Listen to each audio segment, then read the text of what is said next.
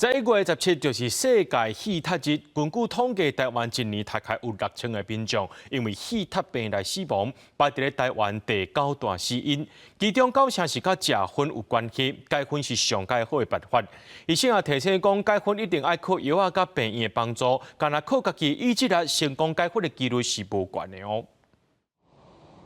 路边随时会当看到民众在食薰。根据卫福部的统计，台湾10大死因内底，肺部病症就占3个，肺癌是第1名，肺炎是第3名，搁来就是气塔病排第9名。国健署表示，9成的肺病拢甲食薰有关系，所以国健署对去年开始，就甲全台3000间的病医机构合作，提供民众戒薰的服务。以去年为例，我们大概有10.7万的人接受了我们的戒烟的一些服务，大概有3000到4000人，因为这样的一个大家的共同努力来戒治成功哦。礼拜11月17是世界肺塔日，医生表示肺塔病的症头是嗽、有痰、高喘，而且肺塔病是肺管发炎的病症，足高连带影响到心血管发炎，造成严重的心梗塌，这嘛造成台湾一档大约有6000人因为肺塔病死亡。慢性阻塞肺病住院常见2个原因，年纪大，一个就是疾病本身的恶化，另外一个是心衰竭。